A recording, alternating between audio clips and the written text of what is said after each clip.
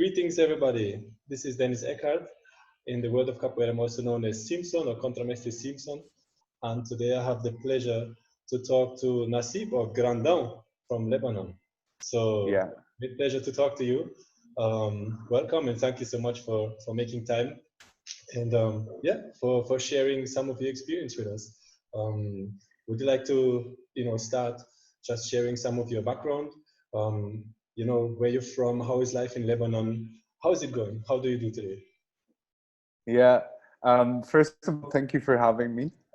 It's the first time I do something like that, so I might seem a bit anxious, but I think we'll settle in. So as Dennis said, I'm Nassib, as known as Grandão, and I train with the Filhos de Bimba Escola de Capoeira, and that's actually based in Brazil, in Bahia, Salvador, most specifically, and it's the school of Mestre Nenel, who's the son of Mestre Bimba. So I started Capoeira at the age of 21. That's almost 10 years ago. And my first class was actually in Berlin, in Germany. And at that time, I was living in Croatia, in Zagreb, and I was on an exchange program. And then I went back to Croatia to complete my studies. And one day, while I was walking to have dinner, I look to my right and I see Capoeira classes. So I decided to continue to join. And 3 months later, I was in Lebanon and I started the entity or a branch of Filhos de Bimba Escola de Capoeira. But in order for the branch to be sort of official, I had to bring a professor from Brazil. So a formado from the school, as we know it in the Capoeira world. And who so was at that? At first there was a Professor Sardão, who wasn't a professor back then, but he sort of started the branch with me. And then Professora Chapinha came and handled the school and she still handles it until today. So we've been working together hand in hand for almost 10 years. But we've also had Professor Hanu join and help us for some years as well. But mostly, the person who's responsible of the branch here is Chapinha. Mm-hmm. Nice, amazing. That sounds like a typical Capoeira journey. So you're from Lebanon, you lived in Croatia, you ended up in Berlin, to some exchange program, you found Capoeira, or Capoeira found you. That, and you took it back to Lebanon. How would you say? Well, how does Capoeira fit into the culture of Lebanon, the way of life in Lebanon? Is it very difficult as a Lebanese to relate to Capoeira? How is it? Because and we're gonna get deeper into that later on. But you're working with children using Capoeira to do something positive to impact other people's lives. How is it compatible with the culture and with the way of life in Lebanon? Well, I think first, for starters, there's a lot of ties between Lebanon and Brazil. There's almost 8 million Lebanese in Brazil. So that's almost 3 generations of Lebanese. And a lot of the Lebanese like Brazil. However, as we all know, people know Brazil for football mostly, and the carnival and samba. Yeah. So when we first opened the school here 10 years ago, we had to do a lot of, we were introducing people to something different, and that is Capoeira and some cultural manifestations around Capoeira, Makulele, Puxada de Rede, Samba de Roda, and whatever is in there. So it was really interesting, and it took some time to pick up. Because Capoeira, as you know, is not something that you just do for a week or a month and then just go there, get a class or 2, and then go back home. You can enjoy yourself a lot if you just even do it for once, but to really carry it on and to gain proficiency in it, of course. It's actually quite demanding as an activity.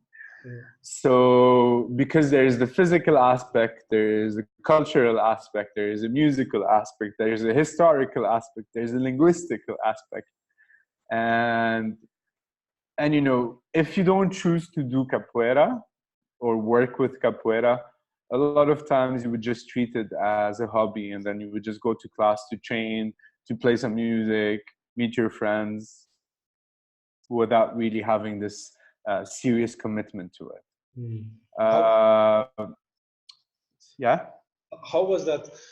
Because I'm just reflecting, on my own experience. Coming to Jamaica more than 15 years ago, and I was pretty much by myself. So, but like few, if anybody, knew what capoeira was, and then they just saw me. It's like, oh, karate. I said, no, it's not karate. And I tried to explain, and Yeah. it took a lot. And then it was the first challenge really was to make people understand, to let them feel what capoeira is, being by myself alone. How was it for you? Did you have like a bunch of people with you, or were you like alone by yourself as well, and you kind of had to bring it across? Yeah, so here's the thing. So when we first started the school, we had, if I'm not mistaken, 2 to 4 students who were really committed, and that formed the core of our school. And these guys are still doing capoeira. Some of them come and go, but most of them are still there. And this is what actually helped us promote the school further, or capoeira further. So we would do shows, we would go on the street and play capoeira, we'd go to the beach and play capoeira. And then this is how it just picked up. And then we'll invite our friends, they'll invite their friends, and it started growing naturally. Yes. And it's still growing like that. We don't promote a lot, but it grows slowly. Mm-hmm. But anyway, so we started the capoeira school in 2009, on the 1st of April 2009. And then in 2012, we sort of registered a non-governmental organization, an NGO, or a not-for-profit organization. The idea was to start working with children, more specifically underprivileged children and young people. How is the situation for children? How's life in Lebanon for children? What kind of difficulties do they face, or what kind of situation you have there? Especially considering children. Well, I think human beings or children have the same struggles all over the world. Yeah, that's my vision of things. However, it depends with the population you're working with. So if you're working in an underprivileged community, the problems can be hygiene, access to food, access to education, spending a lot of time on the streets, drugs, violence, etc., etc. If you're working with a privileged community, then even though you might have education, shelter, food, money, or whatever, then there's probably a lot of traumas, or maybe a lot of psychological problems children might face.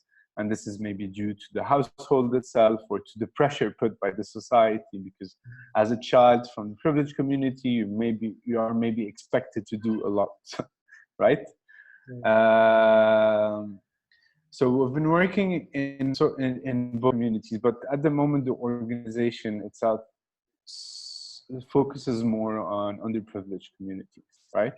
Is the situation there in terms of society similar to Jamaica, or especially in Kingston, where there's almost like a segregation, like there's a split between what's called uptown and downtown. So you have the underprivileged, and you have the ones who have the money, and there's little to no middle class in between. So the similar difficulties that you just named are there, and then one bigger difficulty is for those two segments of society actually to come together, to integrate and to socialize with each other. So there's a lot of stigma. One is afraid of the other one. Is that something that you experience as well? Yes, and I think this has sort of grown further in the last few years with the Syrian refugee crisis. Mm-hmm. But what I want to say is that, so in Lebanon, most of the families make sure that they put their children in school, make sure that the parents make sure that their children have access to proper education, right? Because for many, education is a way out of future economic problems. It's a way into society, a proper job, a proper career, etc., etc. So that also gives a lot of pressure and to the children because they have to succeed. They have to excel in school. Otherwise, you know, Yeah, they will make. yes, but what's also interesting about that is that, so if I was put in a private school and then you were put in a private school, even though we might have different, let's say, different social backgrounds or economic backgrounds, we still come to the same school. So right, so we're meeting there in the private school. It doesn't matter if you're rich, I'm poor, or I'm poor and you're rich. We're still going to the same school. So there is this mixture from an early age with different categories from the society. The private But at the schools same, for the poorer people as well. well, if your family makes sure to put you in a private school, yes. Okay, I see. And most of the families do that because the public school system in Lebanon is not really good. Right. Okay, so but at the same time, in the last few years, maybe 4 to 5 years, if I'm not mistaken, there's been a lot of influx of Syrian refugees. So there's been a problem with, like, so the country is not sort of prepared to receive more people. Yeah. There's no infrastructure. There's not enough schools. There's not enough shelter for all of the people coming. Are they living in camps or are they situated in the urban areas? Yeah, most of them are living in camps. Yes. So the situation is quite complex, and we work in different places. We, as I told you before, we work with privileged and underprivileged. But the focus, first and foremost, is underprivileged communities. And we've worked in slums of Beirut. We've worked up north in education centers and refugee camps. We've worked in the Bekaa, and almost a year ago, we started a project inside the juvenile prison of Lebanon. Yeah. How is that going? How was that experience for you? It's actually quite interesting. I was very afraid at first to go inside the jail, and I didn't know what to expect. And you know, I think when you go inside the prison, you have a certain image of how things are, of how the prisoners are as well. Yeah. And then I think over time you start getting a different idea or perception of things. How did that experience change your perception? What was it before? How did that experience of you going to a prison and teach capoeira, how did that change your perception of things? How do you think differently now than you did before you stepped in first time? I think you start understanding further why the person is in jail, and you start. Do you see them? Do you see them as a victim as well, not only as a perpetrator? No. That's quite a philosophical question right there. I'm not sure I believe a lot in victims, because I think if we want to be victims, this is the way we will perceive ourselves, and this is the way we will show society that right? Obviously, there is a difference in. Obviously, we don't have access to the same things. Maybe education again, shelter, money, work, whatever, and a lot of times there are certain situations in life that sort of put us on path A or path B, and each path might result in different results, right? But I think at the end of the day, they're choices we make. And if you are in prison, it's probably because you've made the choice to do something that will lead you to go to prison, consciously or unconsciously. And I'm saying all of that based on my perception of the world, or my perception of human beings, or myself as well. So if I made the choice, maybe, so if I were to talk about myself, I had a full-time job a year ago, and I was on a clear career path, and I was growing steadily. The money was there. I was good, but I was unhappy. And there was this voice inside me that was saying, this is not for you, this is not for you, you shouldn't go continue that thing. And then so I made the choice last year to quit my job and dedicate my time to capoeira. Now, so you basically made up your mind that you didn't just want to do capoeira, but you wanted to live it. yes, and it's not the most obvious choice to anybody, right? Because I know. it's money versus not very flexible jobs, not a lot of income, good days, hard days. It's very physical. If you have an injury, maybe you won't be able to teach, and so on and so forth. But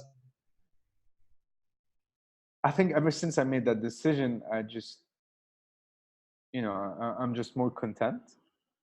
I don't want to say happy, but I'm just more content. There are good days, there are bad days, but that's okay.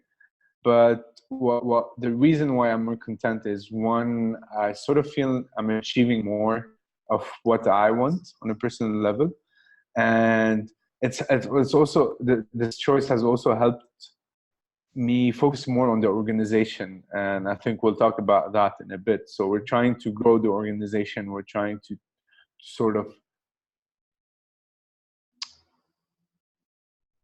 change some of the things we do, but also grow grow the organization itself, and think further of what's to come in the future, right? I know we're jumping to a lot of topics, but I think that's what the discussion is.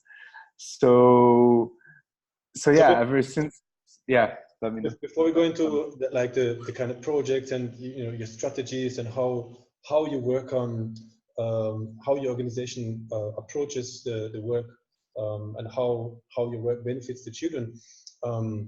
Tell me, like, what drives you?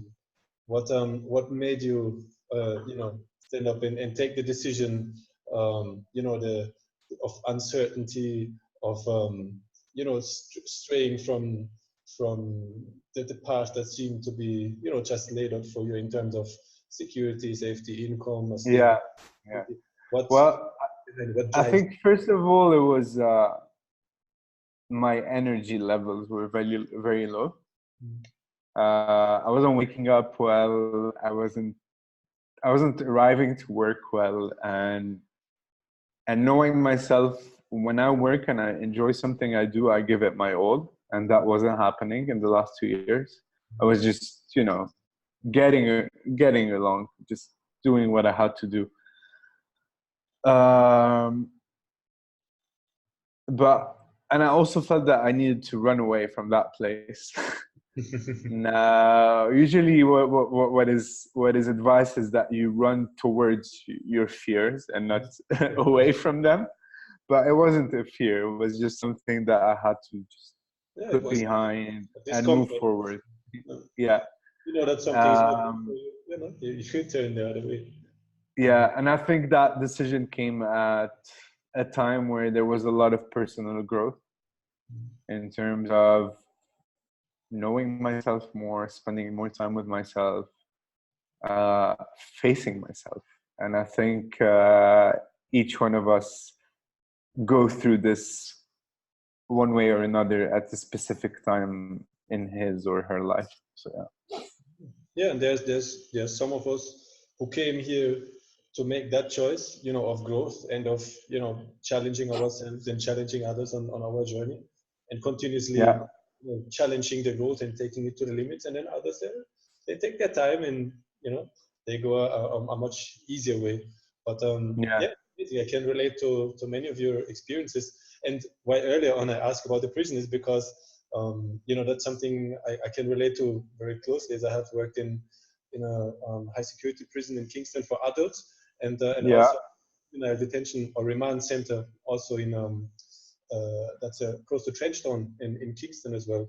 And when I stepped in for the first time in the adult high security prison, it was like when like all your feelings, all voices inside your head just scream, leave, run away, get out of this place. And it's also that you fear that you're also going to be tested by them. Oh, you I mean, definitely.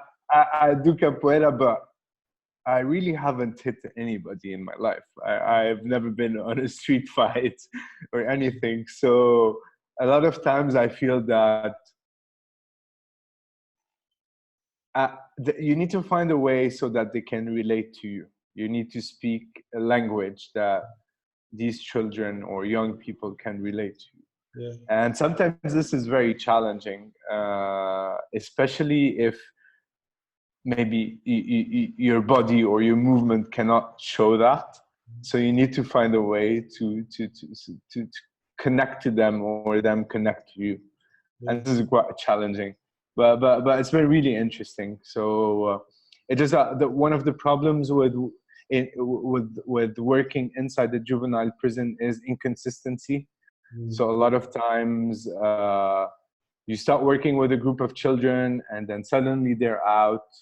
There's no way to contact them. There's no way to find them back out inside society so that you can work with them. Same experience. Yeah, but it's something that's in the back of my mind. And I think at some point, us as a group in the organization, we're going to try and look into and see what we can do about it. And the work that I did there was probably 50% with the inmates, and the other 50% I had to dedicate myself to the officers, because yeah, to even just get into there and to convince them or like to let them understand that I'm not there to make them worse and to making them in some fighting machines that will fight against the officers even worse and so. But that is the contrary. That was quite some work, and it took actually more than a decade actually for me even to get in there, and it was also only like with the politics involved, so it took a lot. Yeah, I think that was quite easy for us. Maybe we were very lucky, but we were sort of hired by the UNODC, and that's the United Nations Office for Crime and Drug Prevention, if I'm not mistaken. Office of Drug and Crime Prevention.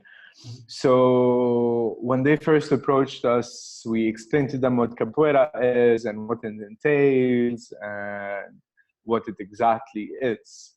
And then they were quite supportive of the idea. So they sort of sold it to the prison, which made it very easy for us to step in and do the work. And just to finish off that, one of the biggest things for me was because I had worked a lot with game-based learning, and capoeira is perfect for that, because I just continuously invent games, and whether it's for the warm-up or for building some group energy and get people together and get a group of people that don't know each other or that are kind of war with each other together to play and get that. I've never encountered a place where that has been so difficult in the prison with the juvenile detention center, especially because they are so much in like a fight and flight state, and like for them to like overcome that tension, that was the biggest challenge like I faced in there. Once I got that, and once I got them to actually be playful and enjoy themselves, and it had to be very physical, like some competition style thing, like in a sport way, in terms of like exercises or some who could do that the highest, and then they could both with their physical strength, which they have, and their agility, and then I could over the weeks like turn it around and make them actually do games and group games, and that was amazing because that changed like the whole group atmosphere like a lot. Yeah, I think that would be really interesting if you shared more about it.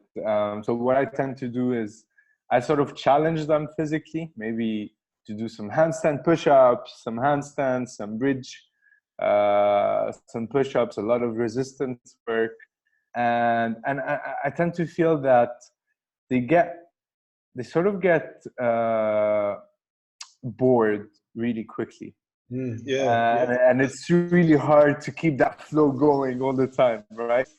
But what I found really interesting is that they love to play the pandero for some reason. It feels like sometimes they're more interested in playing the pandero and trying the birimbau than actually doing the physical activity itself.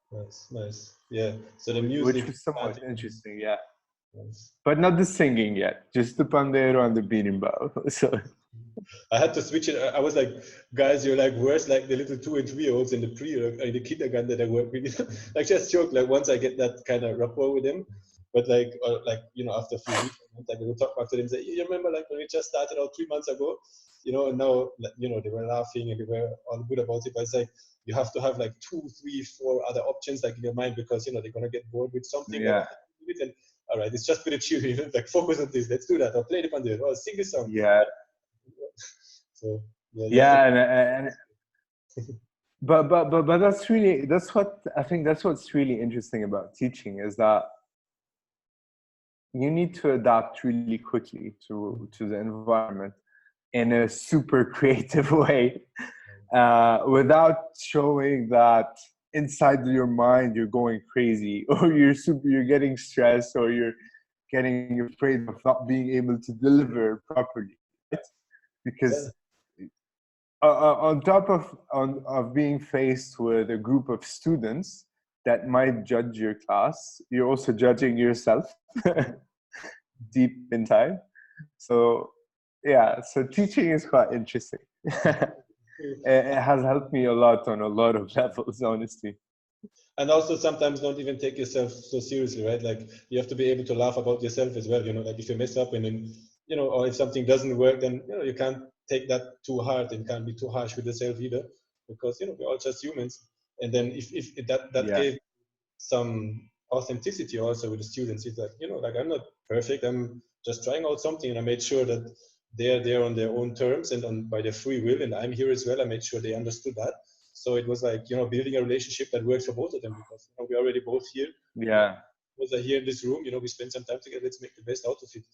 And so how did you, because you basically, you're combining your background, as somebody who was born and grown in Lebanon, and then you came across Capoeira, and that gave you like a new vision, that gave you some new skills and knowledge. You're combining that and you're using that now to help children, young people, adults as well, in Lebanon, to live a better life. How did you like formalize it in any way? Do you have like a set methodology, a set strategy that you use with your organization, with Filhos de Bimba in Lebanon? Or is it something that you do organically? You go with the flow, you go using your intention. How do you work? So at first it was definitely organic, and I think it had to be organic because it's how we learned, right? Now we're at a stage where we're sort of developing things further. So we're thinking of our theory of change, of our mission and vision and long-term vision of how we see things happen. And for many years, we've only used Capoeira as a tool. And we say that we use Capoeira to help children and young people in underprivileged communities to develop their social, physical, and emotional skills and abilities, right? And now we're sort of thinking of combining Capoeira with education. It's a long-term project. We haven't started working on it yet. But it's something that we're going to be developing with Fight for Peace. And I think Fight for Peace is worth mentioning. And it's an organization, it's actually the organization that introduced me to Dennis, or introduced us to each other.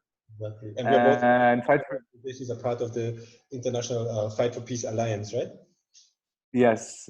And Fight for Peace is an organization that is based in London and in Rio de Janeiro, more specifically in the Maré complex. They use boxing and martial arts mostly, but they have a lot of programs, and they're an awesome organization, and they help organizations all over the world. Especially, they've been helping us a lot, and I'm pretty sure that you've got your share as well. So what we also did in the last couple of years is that we started introducing assessments to sort of measure our success, our program success.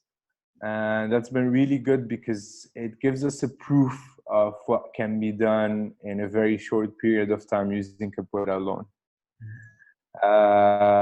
And at the moment, sometimes we have short programs, sometimes we have long programs, or short projects and long projects. And at first, I think we were struggling with that idea because we wanted to do, but in the back of our minds, we wanted to sort of have foreign professors, right? Yeah. And we always wanted to do long-term projects. But then you realize over time that even if you provided a child with one capoeira class, you sort of contributed to a change. And as cliche as it sounds, you've planted some seeds. And I think that's really important in the work we do. You cannot change the world. You cannot change the person, but you can plant a few seeds or give them several options for them to choose from. But at the end of the day, it goes back to the choice you make, right? I have the picture like of us throwing a handful of all kind of different seeds, and then we continue to water them, or we provide support with to other organizations, other individuals that could water those specific seeds, and then whichever ones grow, those are the ones that will grow. Some of them might be capoeira, and then they become a professor, become a maestri in capoeira and professional, but others, they go other ways of other paths on their journey, and so that's really, they're throwing the seeds, and then depending on what their talent is, what they wish to do, they can then choose which one of those seeds they want to grow to a big tree, basically. Yeah, and I think we discussed this in one of our calls, but so if you're working in an underprivileged community, I think the focus of an adult or of a young person of 18, right, is to mostly find a job and make some money, right? So capoeira can come as a second option. Now, what we're going to try and sort of work on is provide these children or these young people with a background that will allow them to find a job, but at the same time will focus on capoeira. So yes, you can come and train capoeira. You can also learn some skills that are not related to capoeira, but that will help you with your capoeira journey. But they will most importantly help you to become employable, right? And then you have the choice to either continue your capoeira, your path as a capoeira professor, and work and make money out of that, or you can go and find a job. So I think it's really important to, when working with a specific population or working with beneficiaries, it's really important to sort of look at things holistically, look at everything, at the root cause of the problem and the way to solve it, right? Once you start looking at the root cause, it sort of becomes very easy. The solutions come in a faster manner, and then you know what to focus on. But it's have you asked the children, the youth that you work with, have you done like surveys and asked them what they think is the root cause, what are their needs, what are they looking for, what are they missing out in life? Have they voiced that to you? Yeah, this has come a lot in some of our assessments. So a lot of the young boys start working at an early age to provide for their families. And a lot of the young girls get married really early. So it's like there's a fixed path for males and a fixed path for females. Yeah. So once you get the understanding of that, it's sometimes very hard to break that cycle, because it goes on. It's sometimes about that child going against the wishes of his or her family, right? Or even society at all, right? Yes. Established paths. Yeah. So yeah, it's tough, but it doesn't mean it's not possible. Yeah, I can relate to that as well. Because then it's you're actually not only working with the individual child, but you're working with the parents, with the teachers, with the community. If it was all the children alone, it would still be work, but it wouldn't be so difficult. But considering that you may influence them for a few hours per week, but then they're back in their family life, in their community life, and for all those adults, for all those other individuals and persons that influence their lives, some of them in a very positive way and in a reassuring way, but others also in a rather negative way. So that is also something that has to be taken into consideration. Like, it's really, like you said, it's a holistic work, and holistically also in terms of society, that the world that we live in, so to say. Yeah, there are lots of factors that affect the realities of citizens or human beings, and it's really tough as an organization to sort of work on all of these factors. But I think what's really important is that you identify some of the root causes that you can deal with and focus on them.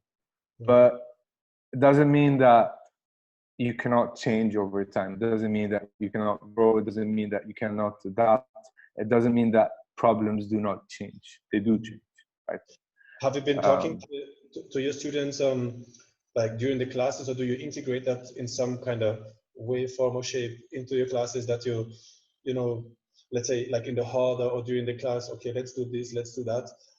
This is not only for you to learn how to do a cartwheel, or how to fling your legs, and how to kick and how to jump, but this is actually how to teach you to control yourself, on a physical level, to control an emotional level, at home with your family. When you talk to your mom and your dad, you're going to need that, in your professional life later, like if you have those kind of values, if you have those kind of behaviors, that will not only prepare you to be, a good capoeirista, but also that will prepare you for life, basically. Is that something that you actively teach and promote? Yeah, that's an interesting question, and I think I'll answer to it with something that happened last year. So an organization approached us for a project, and they wanted us to work on specific life skills, right? Some are related to respect, some are related to I don't know, a couple of life skills, right? And then when we started working on that program, on developing the program, we realized that through our capoeira classes, we sort of pass along all of these life skills without really noticing, right? But we just had to put it in a more formal way, and then we're like, oh, we actually do all of that. It's just that we never realized that, right? So communication is key, and I think what gets you closer to your to the group of people you work with is talking to them, right? It's not only on like showing them the moves or teaching them to sing, but it's also by talking to them and by relating to their stories and by listening to them mostly. Listening is an important factor, because most of the times children are not being listened to, and they will tell you automatically how they're feeling, if they feel comfortable and safe, and they might help you also with the solutions that you're working on. So listening is really important, and I think that's with capoeira. There's I won't say it's instant, but trust is built in a very quick way between the professor and the children.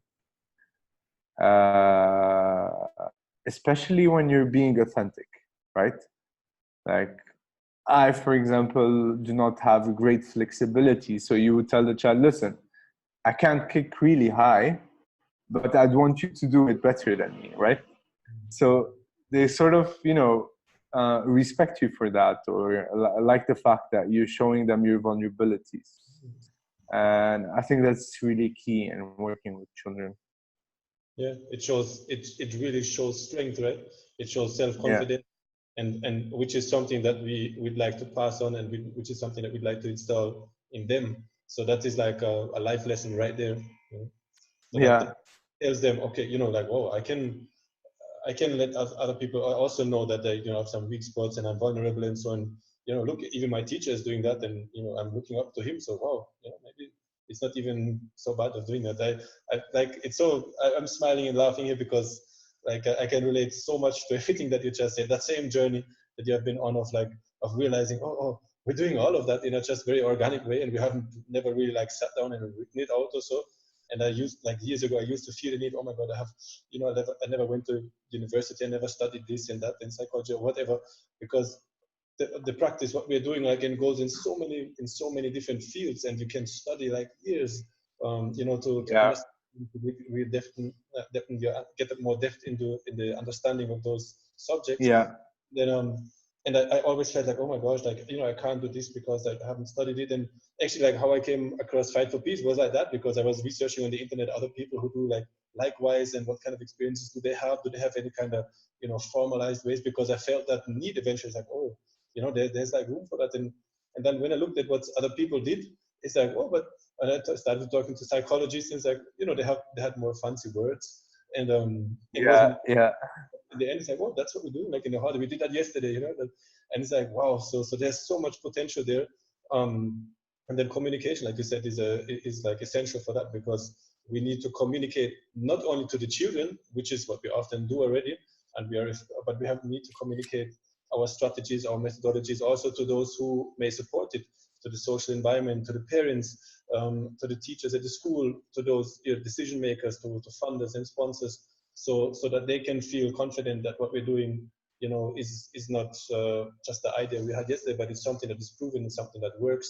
And just like you said, I found it also essential, to give the children a voice, because they have a voice. And although sometimes they don't have the eloquence or the ability, or they're not accustomed to, or they're shy, like they cannot exactly voice verbally like what they're feeling and how they feel, which is something also that I believe it's very important to train with them, public speaking, words and ways to express themselves. But for some people, it's not the words, or it's not the time to speak, but they find in capoeira, they find a way to express themselves through music, to playing an instrument, to chanting and singing, to performing, and, boasting with the new movements they learned. And that in is a language so powerful. It is able, some people don't, sometimes you take somebody to a heart and they're like amazed and blown away just by seeing what they achieved. And it's like they don't need anything. They're just, okay, yeah, I'm on. I'm so like, what kind of... And I think also what happened over the years, or what has happened to us, what we've witnessed several times over the years, is that a lot of times some of these children go back to their homes and they start teaching their little brothers, their cousins, and their friends. And then next day they come back to class and they're like, hey, professor, can I bring my friends? I've been teaching them capoeira for a while. And that's just amazing, because you don't work on developing professors from day one, but there's something about capoeira where you sort of feel that you want to pass it on to other people. And that's what happens a lot with children. Like they share with among each other, their joy or what they've been learning in class. They train together, and that's really amazing. And that is when teaching becomes a joy, right? Like if you teach children, if you teach people that are ready to learn and to receive, and what better way of learning and grasping, understanding something, than as if you start to teach what you just learned to somebody else, because that is naturally, that is how you make it yours, right? Because it's like, oh, I have to teach this, so I have to pay extra attention, because when I go home I need to pass it on. So yeah, I think that is the best proof of the kind of impact that you can have with your work. I believe if children, they don't have to be told, hey, practice this, sing this song. They go home singing like, oh la la la. They go home. You don't have to teach them to do it. Like every time we it's interesting you say that, because so we work in an education center in Beirut. It's called Tahaddi. And every time we get to class, or every time we get to that center, you'll have people say, oh, see, oh, no. And then that be 200 children screaming at the same time. And that's just, These were, for me, these were some of the marking moments. And that's what I wanted to ask you as well. What you just mentioned, sometimes, I was hungry, I was beat up, I like walked for hours through the hot sun, and I reach a place, and then there was a light cut, there was a power cut, there was no light going on, it was getting dark, and the room was like all dark, we couldn't do anything, and then 50 children are there like, sir, you can't go home now, like we brought a candle, we sweep the room already, and it's like, wow. And it's like, you know, that energy is just there. And then out of nowhere, there's a candle. Out of nowhere, there's like a broom, and there's 50 children that go. Yeah.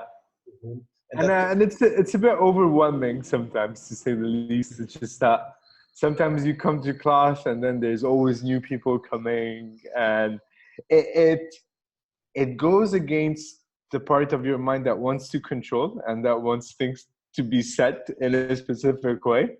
It's like, oh man, I just prepared the class for these children, and now I'm faced with 10 new beginners. What do I do? You know, but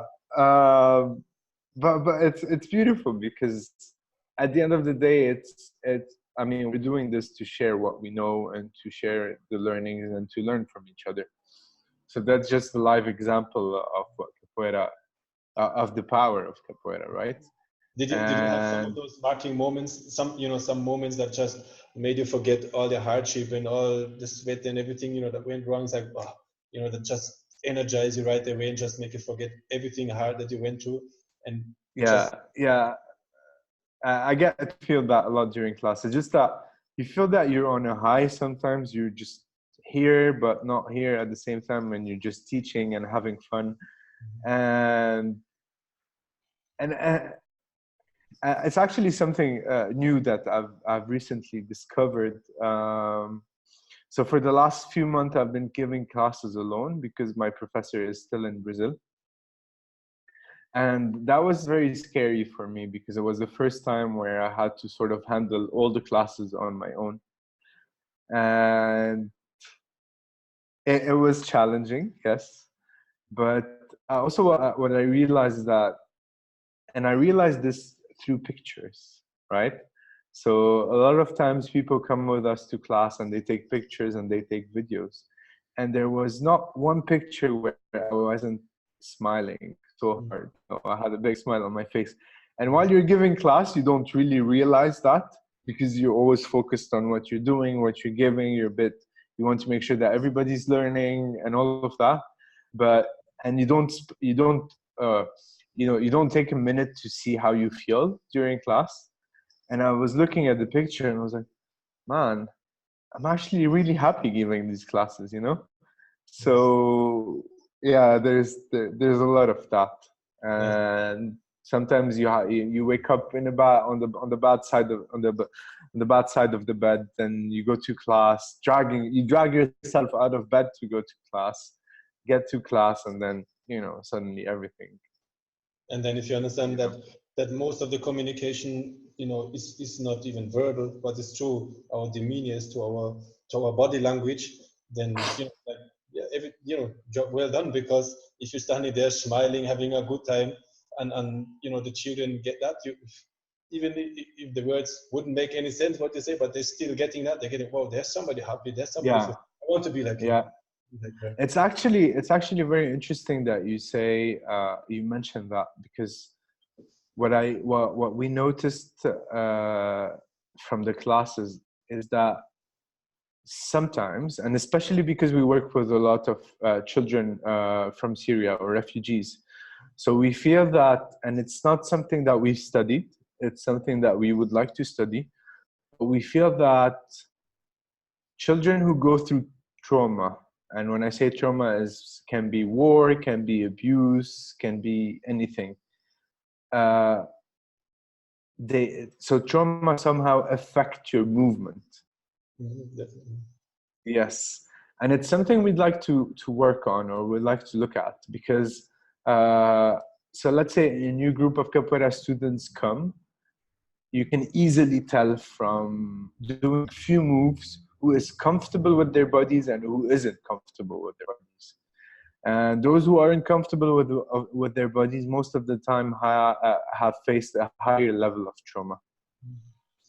And because trauma translate into the physical. So, you know, the tension in the muscles, the tension, what I say is a natural law, right? Like as inside, so outside, as above, so below. So if you carry emotional baggage with you, then that must manifest in your physical being as well. And as you said earlier, you know, we look at things holistically. So we have to take into consideration that we are physical beings, we are emotional beings, we are mental beings, and some definitely spiritual beings.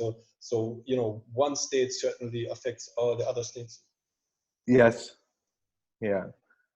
Yeah. Yes, and then through our work, we can decide to focus on only the physical or only on the emotional, or which is what for me at least capoeira is naturally, it affects all of those states at once, Yeah. and so you know it surely also has it has the potential to positively influence us as holistic beings, whether we are the teacher or whether we're the one being taught.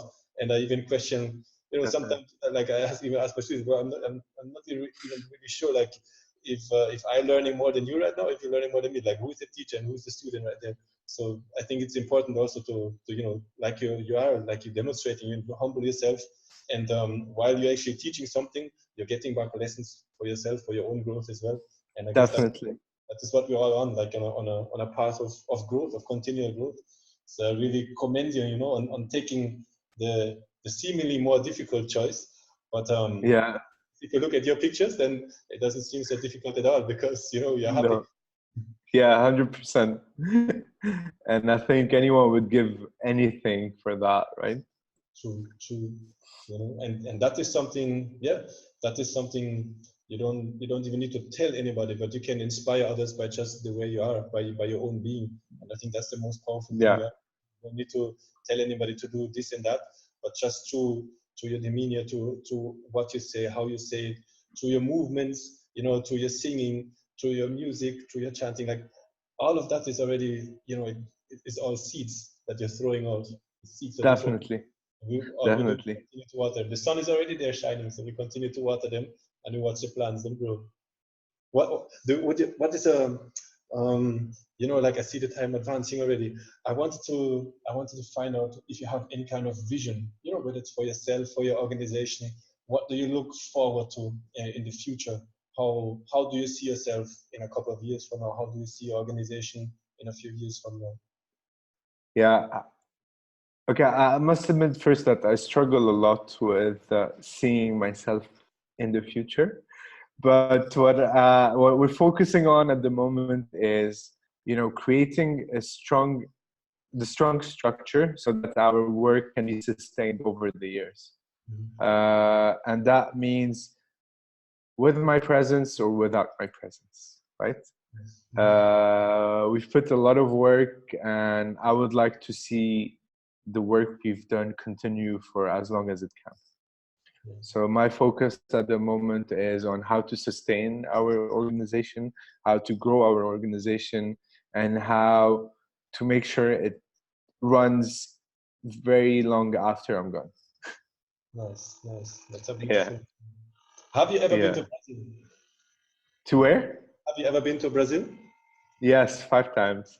Wow. I just got back in February. I was there for almost 3 months. Nice. And did you meet up there with Mestre Neo? Yes, I've met Mestre a couple of times. He's been to Lebanon once.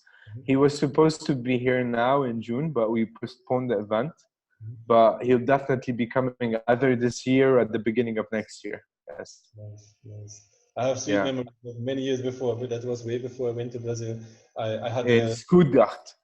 In Stuttgart, I had the pleasure to meet him at his school, actually in Salvador, and to train with him. I think 2 weeks, and he even gave me, like, he showed me one of his. He said it was the nicest berimbau that he had, and I carried this dealer, like I protected it like it was my everything, and it played so nicely for years. It was beautiful. And then I Mission Enel does good berimbaus. Must admit that. Well, nice. So I really hope, I really hope we can all meet up in the near future. Definitely. And continue the exchange. It is really inspirational. It is really empowering for me, and I hope for anybody who would watch this little project and listen to us as well. You know, to see how, you know, the power, the transformative power that we can generate through capoeira. You know, capoeira is so much. You know, it is a sport, it's a dance, it's a culture, it's a philosophy of life, it's music, it's so many things. It's a vast universe, and it has the potential to be used and to be applied as something that can transform others, that can transform the world we live in into a better place, a better space. And that is something that's given me, so much satisfaction, fulfillment, to see that what I feel, how I see it, how I feel it, and how it transforms myself, to pass on a little of that to others as well. And then to see others just like you who are on the same path, it's tremendously inspiring and empowering. And I hope we can continue, to inspire each other, to help each other. Yeah.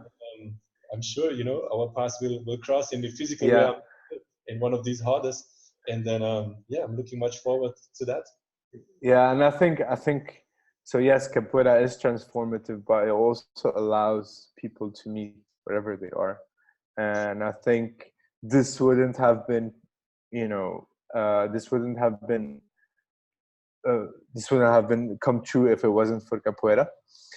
And I think if I look back at the last 10 years of my life, I've met amazing people through capoeira, and I still meet amazing people.